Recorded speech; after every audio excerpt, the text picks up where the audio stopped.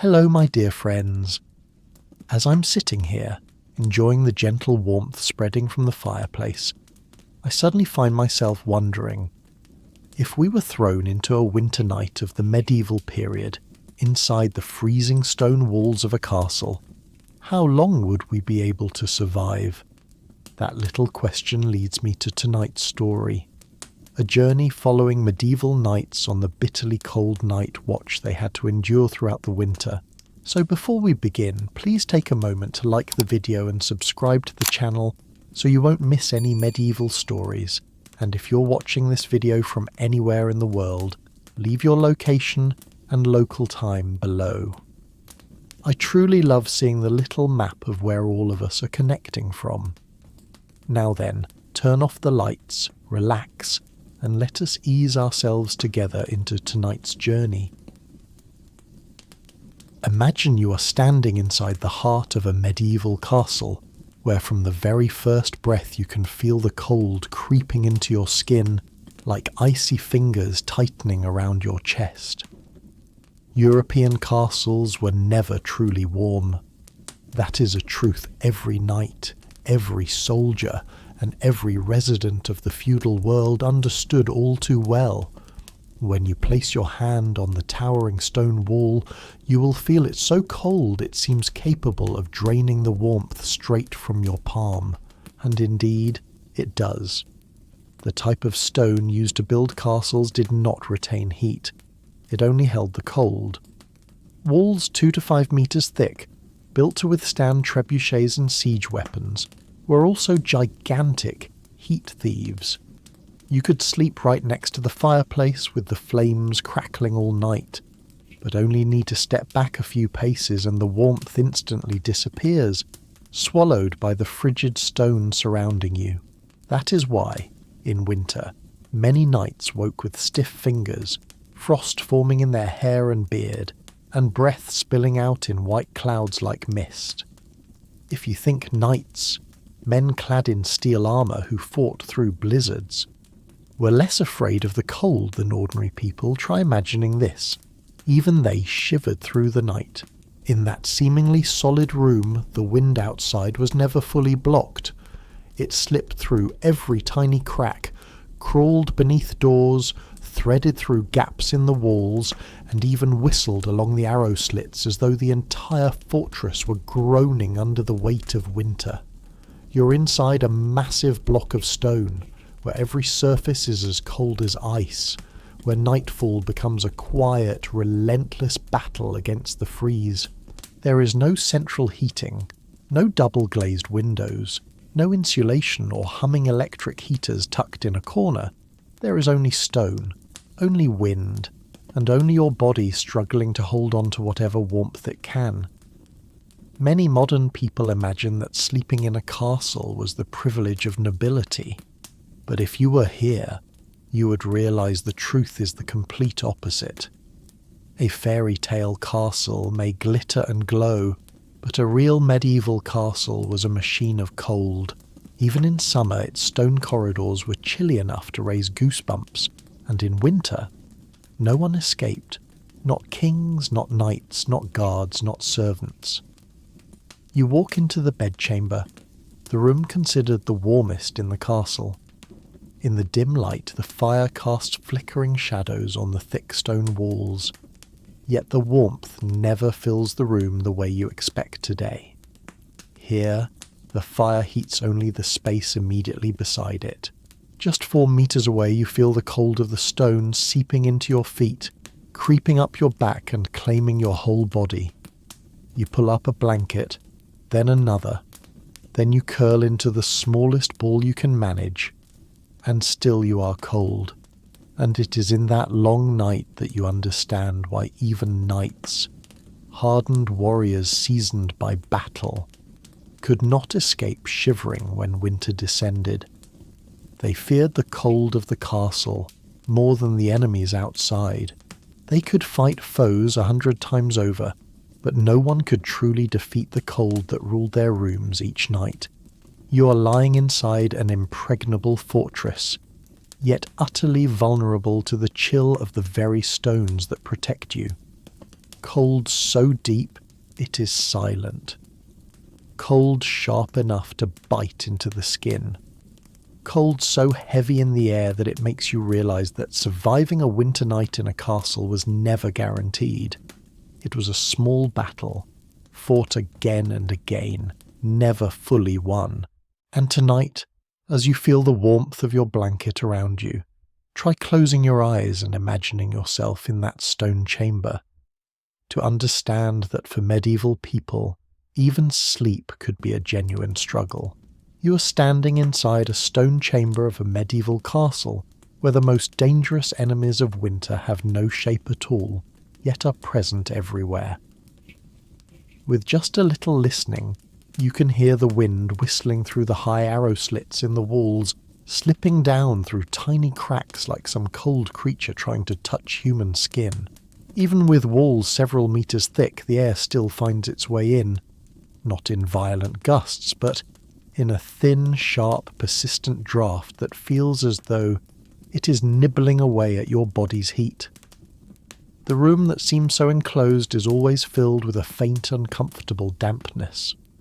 The moisture in a castle does not come from rain or fog, but from the very stones themselves, which draw water from the ground and hold damp air all year round. When you sit on the bed, you quickly notice that the wool blanket or straw mattress has never been truly dry. It clings slightly to your hand, cold as though it has spent the entire day in deep shade. If you lie down, that cold dampness seeps through the linen, through your nightclothes, and presses against each vertebra. There is no glass to block humidity, no insulation, no dehumidifier, or any form of modern comfort.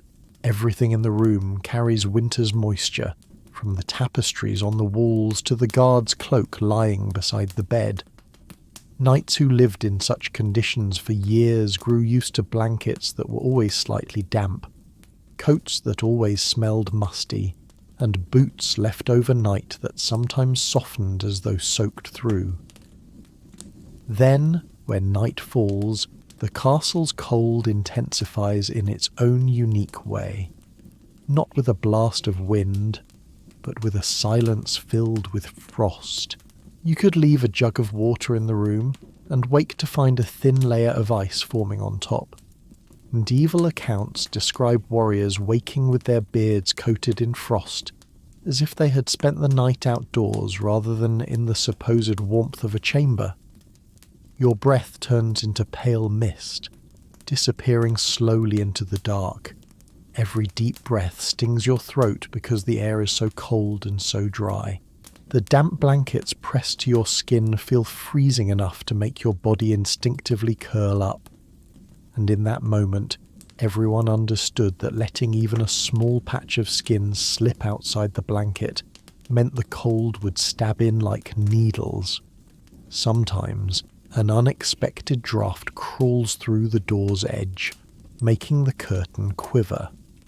The wind is not loud, but enough to remind you of an invisible opponent no sword could ever defeat. Wind, damp, and ice, together forming a trio of enemies that medieval people faced every single night. Many knights said that sleeping in a castle during winter felt like sleeping inside a cave that had never known warmth.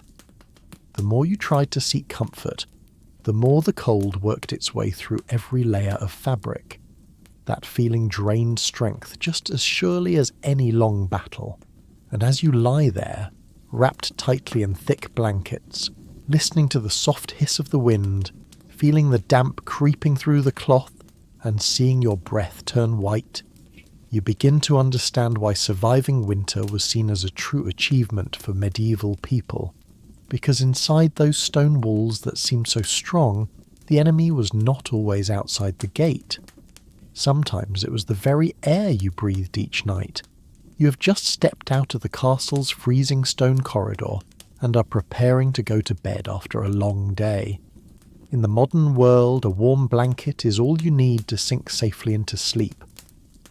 But in the medieval world, where cold seeped through every crack in the wall and drained heat from the body, You had to fight with the clothes on your back before you could fight with the bed beneath you.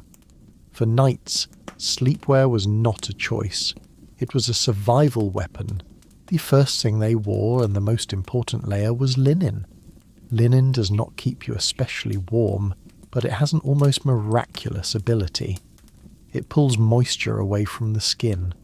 That was vital when you were sleeping in a space where cold drafts never stopped.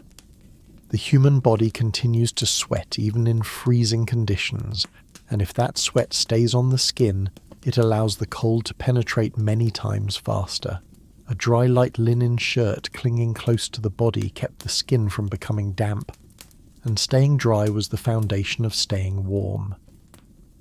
Once the linen layer had done its job, a knight would add a thick woolen garment. Heavy, but invaluable.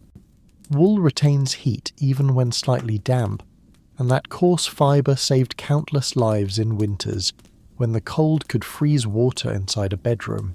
When you pull that wool layer over yourself, your skin instantly senses a very different kind of warmth. Not the powerful heat of a fireplace, but a slow, steady, protective warmth, like a cocoon safeguarding every bit of heat you create. But the battle against winter did not stop at the torso. Anyone who has lived in harsh conditions knows that the head and hands are where the body loses heat the fastest. So before climbing into bed, knights often pulled on a woolen or thick fabric nightcap that covered their ears and the back of the neck. This cap was not decorative. It blocked drafts and trapped the warmth rising from the skull, one of the quickest escape points for body heat. Likewise, woolen socks and sleeping gloves were nearly mandatory, even if they may look amusing to modern eyes. But if a single night in a castle could be cold enough to freeze water in a basin, then exposing your fingers or toes outside the blanket meant waking with them stiff, numb, or even frostbitten.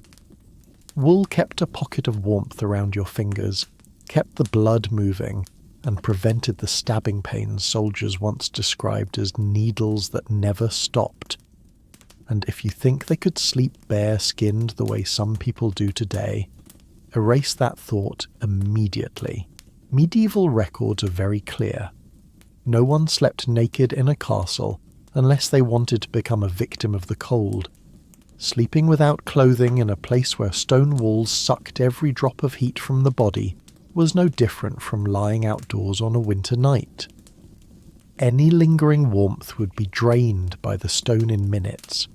Knights even slept with more layers on than they wore when walking around the castle in the daytime.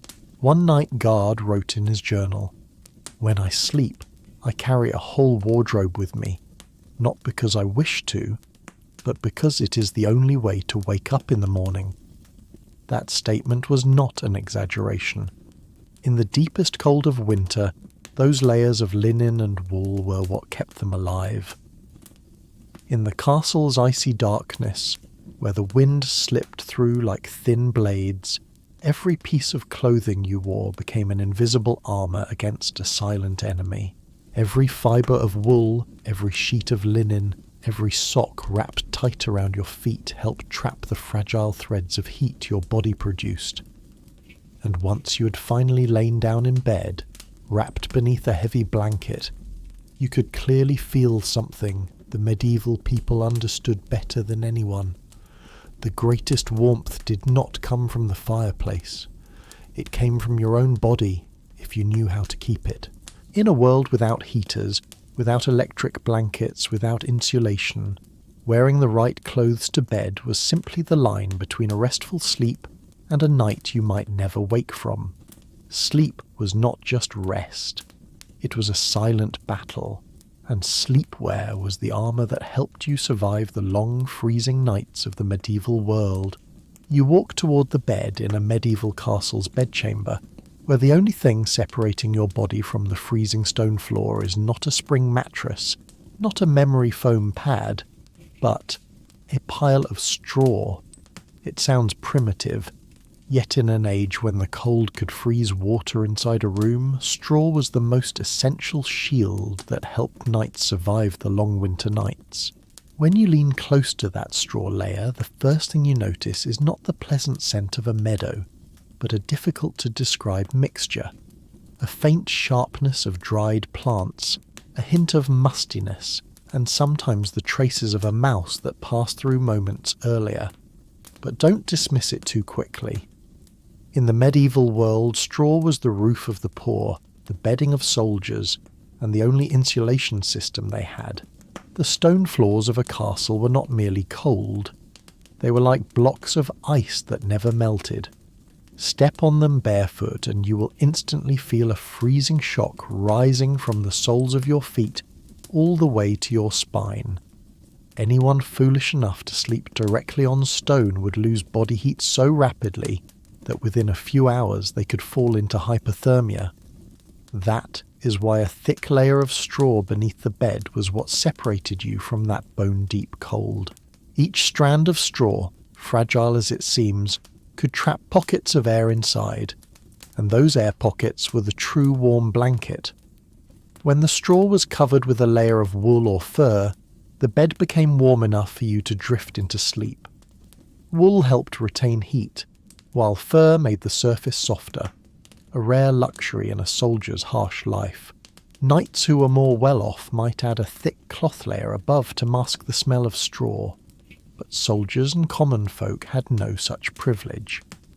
They slept directly on the straw, just as countless generations before them did. What many people never consider is that the straw had to be replaced regularly. The reason was not cleanliness. It was because straw moulded easily. After just a few winter nights, moisture from the stone floor crept upward, cold air seeped downward, and the straw would become damp, heavy, and useless for insulation. Damp straw meant a cold bed, and a cold bed could be a death sentence.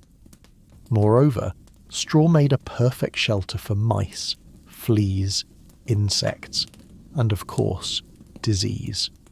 That is why soldiers frequently had to clear away old straw, lay it out in the sun to dry, if weather allowed, or gather fresh straw to replace it. For poor soldiers, this was not just a routine chore but necessary step in their survival. Yet the simplicity of straw brought about a strange effectiveness. When you lie down on such a bed, the soft crackling beneath your back and the slow spread of warmth rising from the dry stalks create a peculiar comfort. They are light, hollow, and capable of holding air. The most precious commodity in a medieval winter. On a night so cold your breath turns white, the straw beneath you acts like a silent heater, lifting you away from the frigid stone and forming a stable, warming barrier. It is no exaggeration to say that straw was the difference between a night you slept through and a night you did not survive. For nobles it could be topped with furs, thick blankets, or cotton padding. But for the poor, and for soldiers, straw was everything. It was the mattress, the insulation, the only affordable bedding their age could provide. To you today, lying on a straw might feel unusual, a bit rough, a bit scratchy against the skin, but to medieval people, it was the familiar sensation of safety, a fragile but very real reassurance. They knew that when night fell, when wind slipped through the walls, when water could freeze in the room, what kept them warm was not the grand stone castle, nor the shining armour, but the dry straw beneath their backs. In the castle's darkness, that layer of straw was a silent companion, helping knights, guards, and common folk endure the relentless cold of a world without any modern comforts. And when they awoke the next morning to the familiar crackling sound beneath them, it meant one simple, invaluable thing. They had survived another night. If you ever had the chance to step inside the bedchamber of a well-off knight in a medieval castle, the first thing you would notice is the difference. Not because it is truly warm, but because of the desperate effort to create warmth in a place that was born to be cold. And in the harsh battle against a winter that lasted for months, those with means possessed a weapon that ordinary soldiers could never reach: feathers and furs. As you approach their bed, you can easily see that every layer covering it exists not for decoration, but for survival. On top of the straw or rough wool mattress lies a thick goose-down quilt. Do not imagine the cloud-soft duvets of the modern world. Medieval quilts were thick, heavy, and sometimes a little scruffy, but inside them was loose down capable of trapping air and forming a natural heat pouch. When you slip beneath that quilt, the warmth from your body is separated from the cold air and slowly gathers, like a tiny flame burning quietly in the heart of winter. The wealthier the knight, the more they owned something the poor could only hear rumours of. Northern furs, heavy stiff bearskins that held heat exceptionally well. Wolf pelts with thick natural fur evolved to withstand blizzards. Deer hides, softer and lighter but incredibly warm, perfect for the inner layers. If you rest your hand on each type of fur, the difference becomes obvious at once. Bear fur is coarse, powerful, and full of heat. Wolf fur is firm and dense. Deer hide is softer, more welcoming against human skin. In a world without modern fireplaces, without heaters, without electricity, these furs were the best thermal technology humanity possessed. They came from the brutal northern regions of Europe, where wild animals had to survive temperatures far below freezing. When wealthy knights acquired these furs, they were essentially importing nature's own survival mechanisms. And it was these very items that created a sharp social divide even in the darkness of night. Those who had furs slept, those who did not shivered in the shadows. You can easily imagine a winter night. In the small guard rooms, men huddled beneath thin layers of straw, while in a rich knight's chamber, firelight flickered over a bed piled high with furs, looking like a luxurious refuge in the depths of winter. Yet even with a mountain of furs, the battle against the cold was far from over. You lie down and pull the bearskin up to your shoulders. The scent of the wild, deep, slightly musky, still lingers. The thick fur presses against you, heavy but effective. Slowly your body heat spreads outward, meeting the natural fibres perfectly shaped to trap every thread of warmth. Only then do you understand why medieval people did not consider furs a luxury, but a tool for survival. In many castles, the bed of the lord was even considered a measure of wealth. The more furs, especially bearskin and wolf pelt from the north, the higher the status of the owner. For you, climbing onto such a bed feels like stepping into a small oasis. Not truly warm, but warm enough to feel shielded from the cold creeping through the room. But this is also when you realize an interesting truth. In the darkness, after all sounds have faded, goose-down quilts and furs do more than keep the cold at bay. They carry the marks of an era, a time when humans depended entirely on nature, whether by hunting a bear, killing a wolf, or buying pelts from Scandinavian traders. And as you drift into sleep beneath that fragile warmth, it becomes clear why the wealthy invested so heavily in their beds. Because in medieval Europe, it was not the battlefield, nor the plague, but the winter night inside a castle that was often the most silent and deadly enemy. Thanks to feathers and furs, rich knights could not escape the cold entirely, but they had a fighting chance, a chance to lie down without fearing that their breath might turn into the final cloud of mist in their life. And in that darkness, wrapped in layers of heavy fur, you realize that sometimes survival does not come from swords, armor, or honor, but simply from the warmth found beneath a thick blanket filled with the wilderness itself. If there is one thing that winter nights in a medieval castle teach you very quickly, it is this. No one survives alone. Whether he is a proud knight, accustomed to charging across battlefields, or an ordinary guard standing in the freezing wind all day, every man understands that once the sun goes down, cold becomes the most persistent enemy. And to fight it, people relied on a very human weapon, each other's warmth. You can picture the scene. After a long day, as the fire in the great hall begins to fade, the warriors retreat to their sleeping quarters. Do not imagine soft individual beds like in films. In the medieval world, even knights often shared their beds. Not because there was no space, but because sleeping alone could mean never waking up again. A large bed might hold 2, 3, or even 6 people depending on circumstances. If there were not enough beds, they laid straw mattresses on the floor and curled up in small clusters. Beneath layers of wool blankets or animal furs, the heat from each body spread and reached the person lying beside it. When you lie down next to them, you can feel warm breaths mixing with the cold air, and it is that presence, heartbeats, breathing, tiny movements in the dark, that keeps you alive through the harshest hours of the night. No one said it aloud because a knight guarded his pride, but they all understood. The warmth of another human body was the most effective radiator their age possessed. No hearth was big enough, no blanket thick enough to replace that simple truth.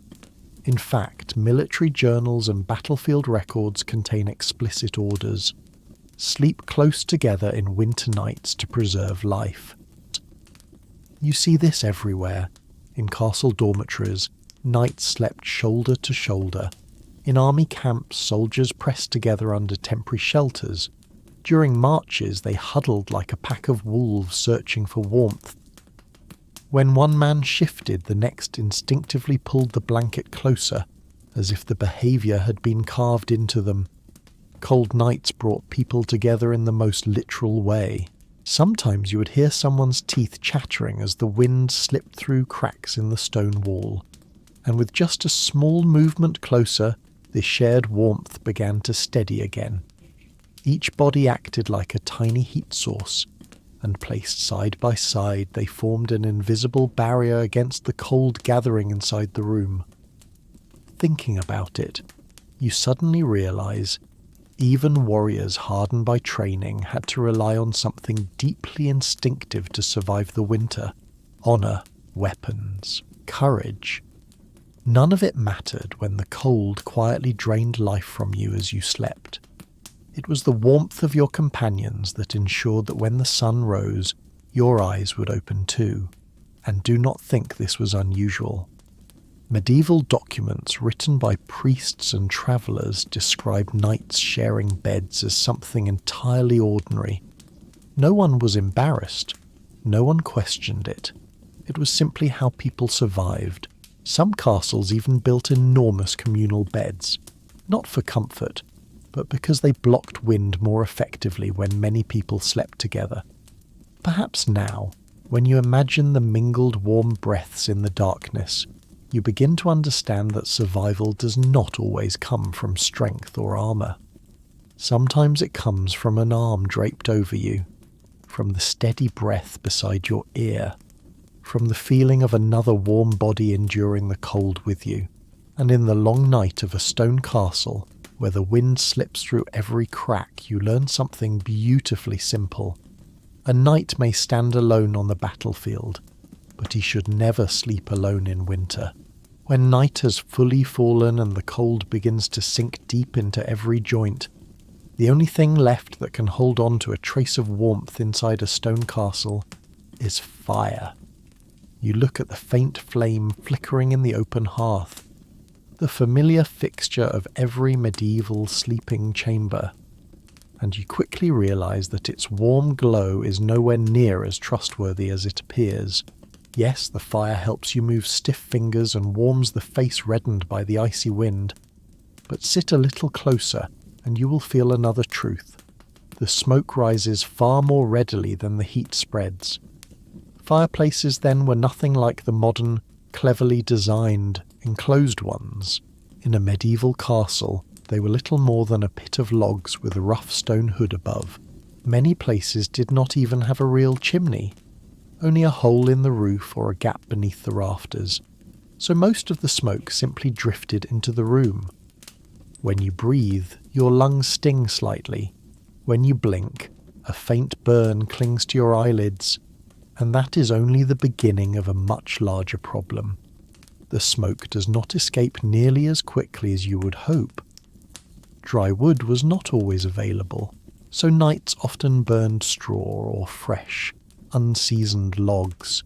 The result was a room filled with a sharp, smoky smell and thick, curling fumes that forced you to press a cloth over your nose just to breathe. But that was only the fixed fireplace. Once the portable braziers, metal charcoal burners, were brought into the bedchamber, you faced an even more silent danger. A poisonous gas with no colour and no scent.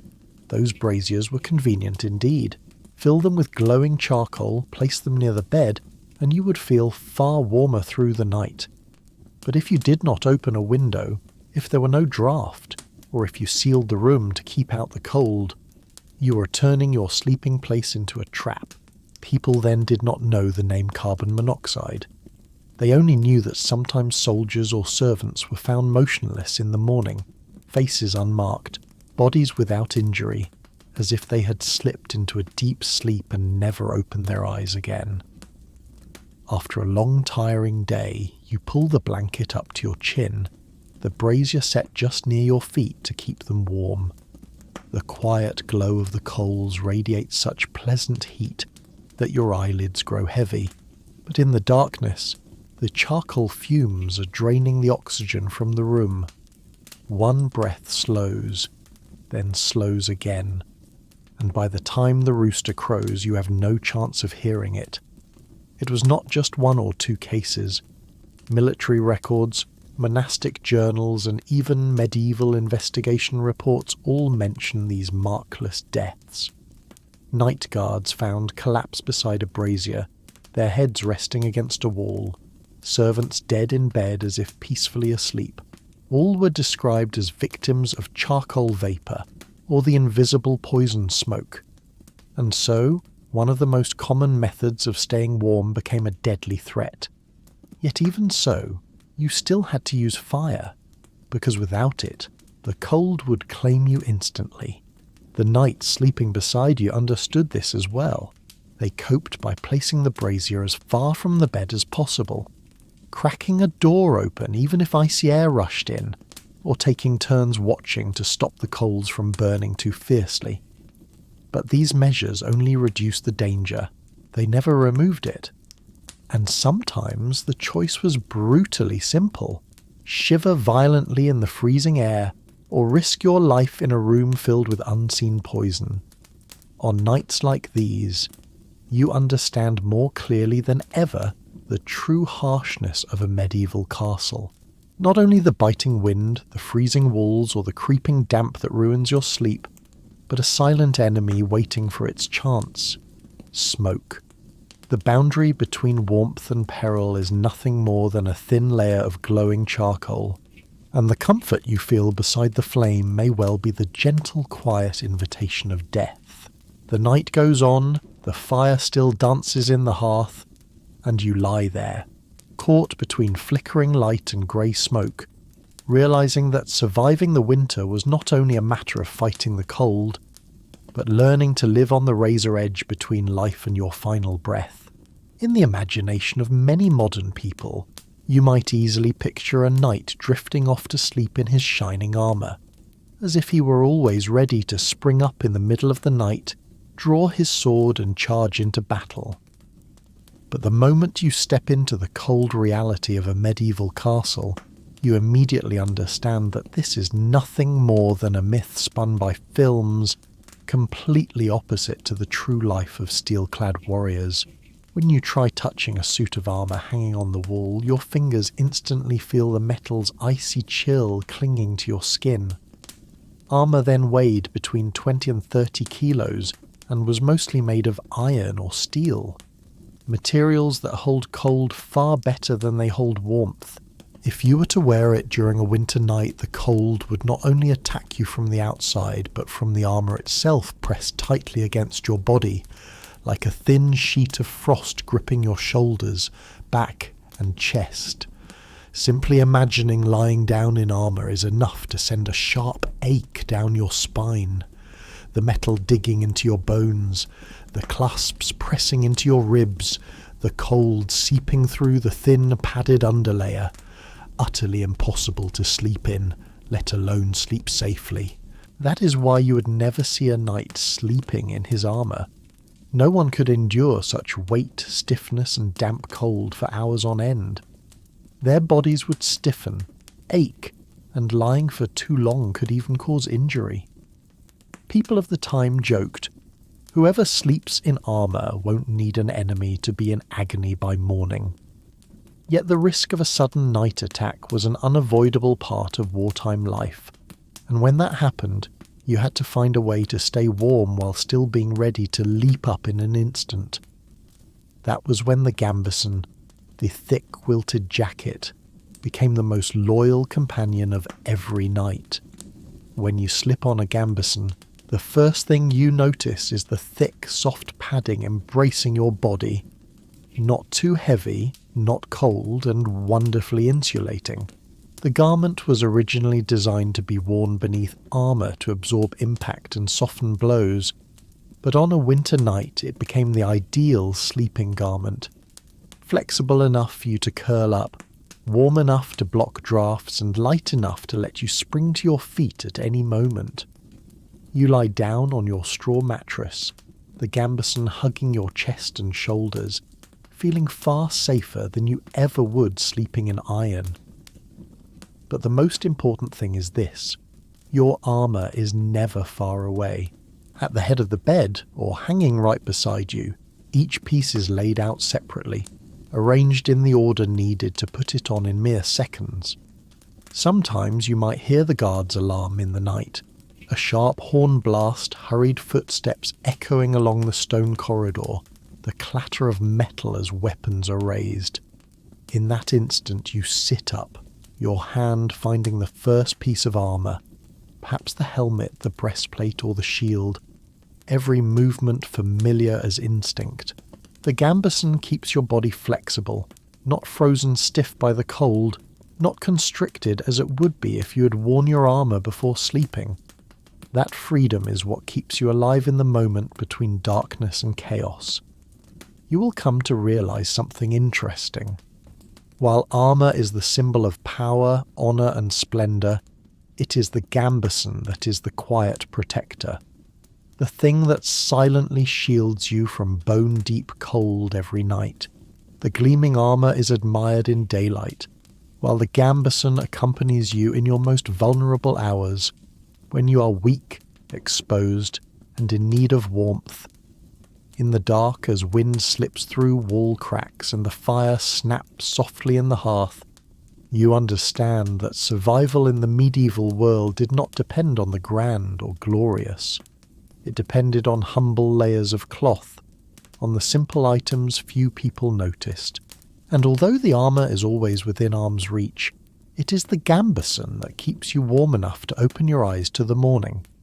A knight may don his armour and ride into battle when daylight comes, but on a winter night in a stone castle, it is not steel, but padding and fabric that save his life. When living in a medieval castle in the middle of winter, you quickly realise that sleep is never complete. Not because of the wind howling through the cracks in the walls, nor because the cold makes even wool blankets stiff, but because of a heavy responsibility that hangs over every knight's head: guard duty. And when night falls, that duty becomes the boundary between life and death for the entire stronghold. You might be curled up in your warm gambeson, having just found a comfortable position on your straw mattress, when a soft knock on the door or the footsteps of the patrol remind you that it is your turn. No one is allowed to sleep through the night. Everyone rotates. A knight might get a few hours of rest before having to stand up, put on his layers, and step into the dark corridor. That is why they often slept only 2-4 hours a night, sometimes even less. You take your position on the battlements or in the inner courtyard, your breath rising in white bursts. A winter night in a castle is anything but peaceful. Every gust of wind makes your hands tremble even through your gloves. Yet your eyes must stay open, watching every shifting shadow outside, listening for the smallest sound in the dark. This vigilance is not just to maintain order. Winter is the season enemies prefer to attack. You might think the cold would make marching harder, but in reality terrible weather becomes an advantage. The night grows thicker, fog blinds the guards, snow muffles footsteps. A small group of soldiers could approach dangerously close before anyone notices, and when that happens, a fortress can fall in an hour.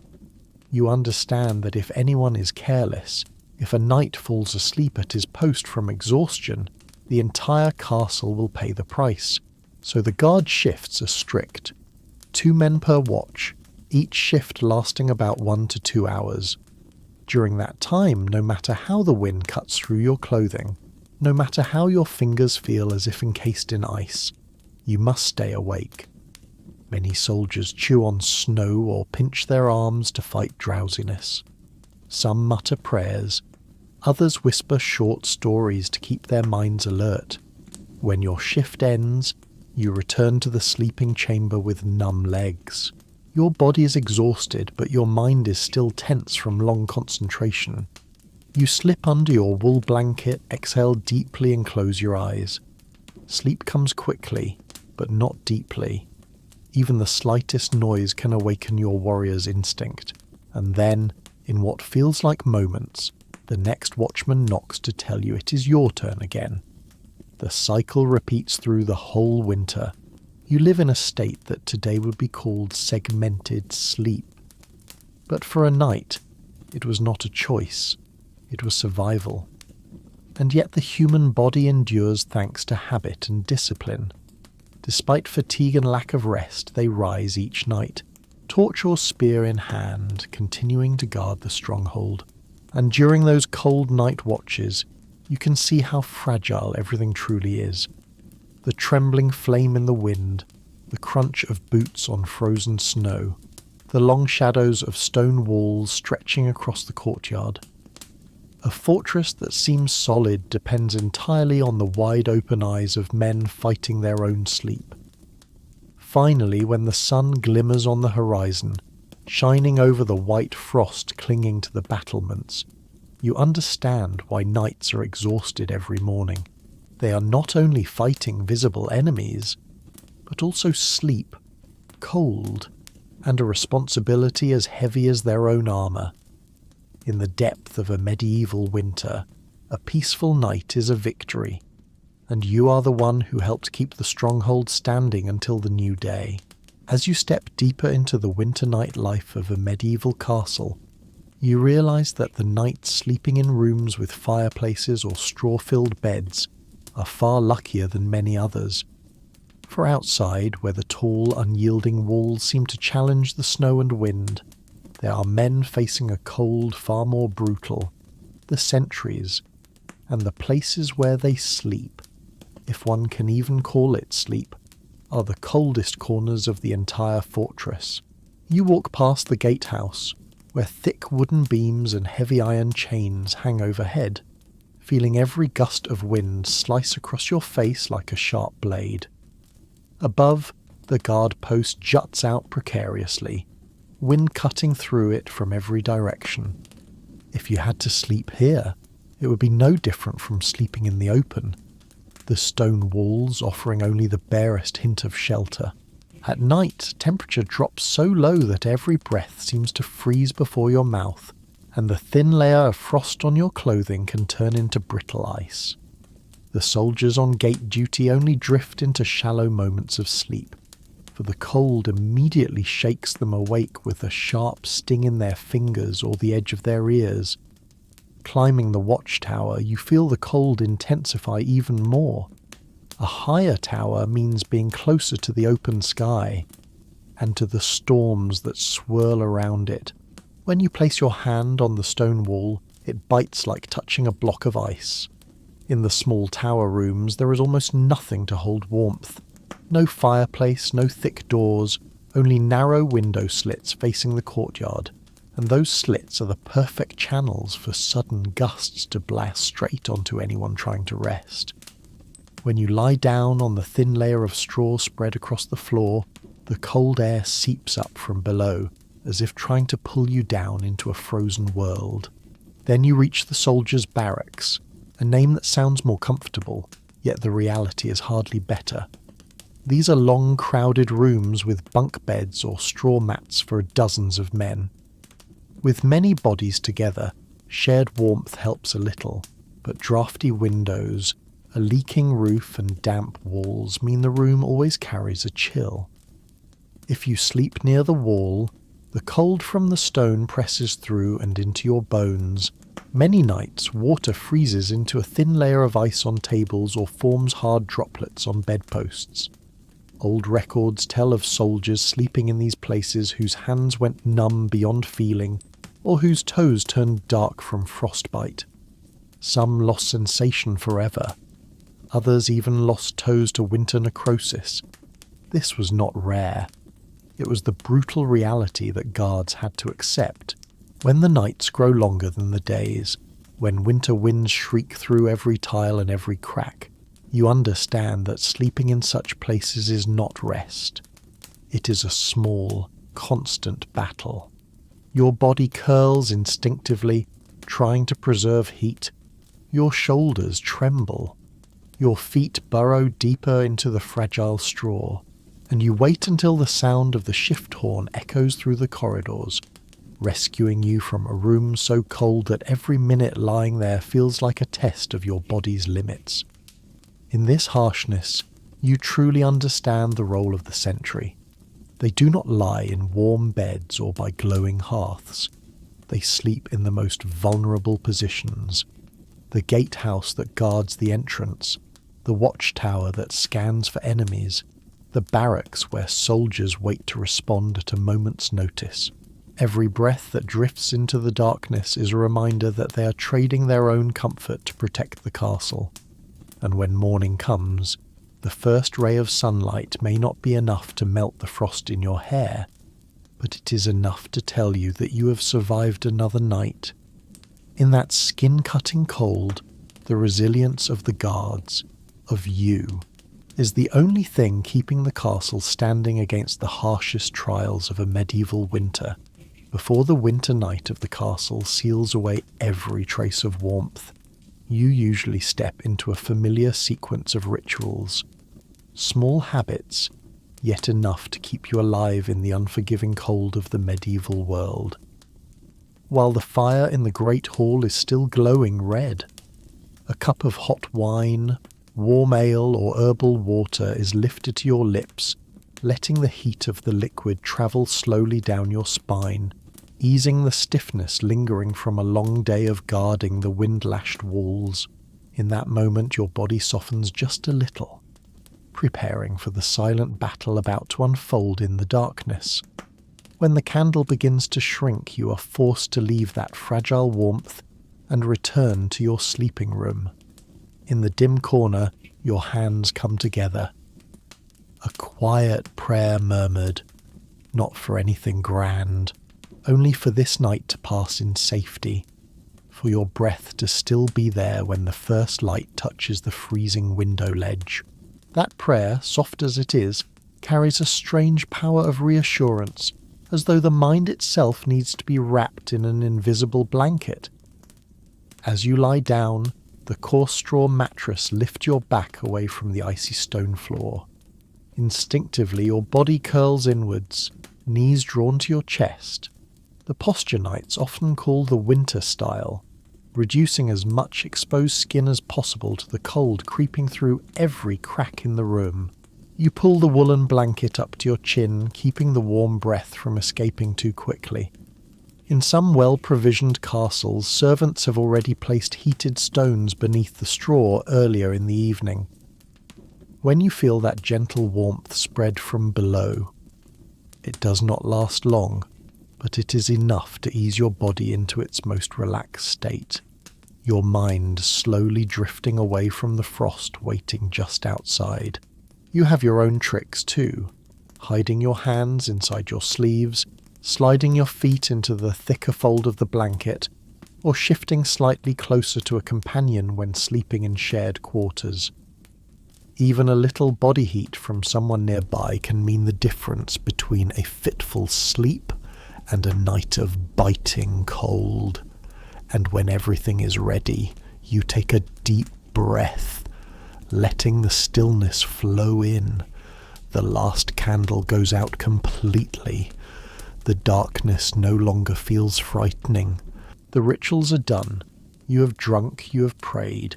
You have curled your body into a small fortress, resisting the cold tapping steadily against the stone walls. In that moment, sleep arrives lightly, like an old friend placing a hand on your shoulder, guiding you into the hazy space between the winter wind and the warmth of your own breath. In the frozen world of the Middle Ages, sometimes what kept a knight alive was not armour or sword, but these simple rituals: a cup of hot drink, a whispered prayer before the night, the curled-up sleeping posture, or the warm stone hidden beneath the bed. Small as they are the only glimmers of light helping you endure the long night until dawn finally chooses to appear. When the dense winter night finally begins to thin, you sense the change not through light at first, but through your own breath. Each pale plume dissolves into the freezing air, as if your body itself is quietly confirming a simple yet vital truth. You have survived another night in a stone castle that is never truly warm.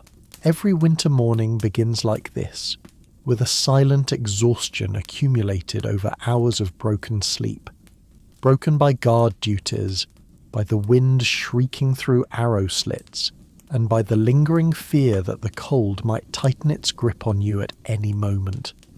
When you open your eyes, the woolen blanket draped over your body is already cold, as if it had never held warmth at all. You stretch your limbs, feeling the sting in your fingertips and the heaviness in your legs. Knights living through castle winters never wake to an easy morning. Their bodies always feel as though they've just endured a battle, even when the only enemy was the cold seeping through the 2 to 5 meter thick stone walls around them. The floor is even colder than the night before, making the first step out of bed feel like the opening trial in an endless chain of hardship. And yet, strangely, you still manage to rise. Not because of comfort or convenience, but because discipline has settled into every habit you have. From wrapping yourself in multiple layers of fabric to learning how to conserve heat with your breath, you've absorbed every small detail needed to survive a medieval winter, an age when heating technology meant nothing more than braziers, open hearths and a few animal skins. Every step you take, every breath you draw, reminds you that people of that time endured not by luck, but by relentless adaptation. Looking through the narrow window, you see the first light touch the frost on the stone. The glow is faint, but enough to stir life within the castle. The guards finishing their shifts, the night still sluggish from fragmented rest. All understand they have passed the most dangerous part of a winter's day, the night. Not because they feared an enemy attack, but because the cold of night could be far more terrifying than any blade on the battlefield. Foreign foes could be repelled, but the cold never made compromises. You pull on your gambeson or heavy wool, feeling a fragile hope as your body heat slowly returns. Around you, the first footsteps echo along the stone corridor. No one needs to speak it aloud, but everyone knows what this moment means. Surviving the night is the greatest reward. In the harshest age of Europe, simply making it to another morning was a true victory. As you step into the courtyard, the sky greets you with a pale grey. Your white breath still disperses into the cold, mingling with the breaths of your comrades. People who have fought the same silent battle throughout the night. Exhausted as you are, there is a quiet steadiness inside you. Not because you are stronger than the cold, but because you have learned how to live with it. learned that the very stone walls which feel so indifferent are also the only things shielding you from other dangers. And then, when the sun finally rises above the ramparts, the morning carries a message as old as the Middle Ages, one every knight understands. Survival is not born of glory, but of perseverance. Through each brutal winter night, you begin to realize that human resolve can be so strong that even the coldest walls cannot extinguish it. Dawn has arrived, a new day begins, and you, who've endured yet another long night, go on, standing firm in this frozen world, just as countless nights once did before you. As you bring to a close the journey of a winter night in a medieval castle, you begin to realize that the cold is not merely a sensation on the skin, but a test for the soul. Within those 4 freezing stone walls, the knights of old were not only fighting to keep their bodies warm, but to keep a small inner flame from being extinguished. Their survival did not depend on sudden bursts of strength, but on the steady repetition of simple acts, replacing straw, tending the fire, adding another layer of clothing, sharing warmth with the person beside them. It is strange how, at times, the smallest things are what keep people alive in the face of hardship. You suddenly understand a quiet truth. In life, the greatest challenges rarely arrive as fierce battles. They often come like the cold, silent, persistent, wearing you down little by little. And what helps you endure is not a moment of explosive courage, but the quiet perseverance day after day, when you choose to keep going even though no one is watching. The Night Watchers also teach you that humans were never made to be strong alone.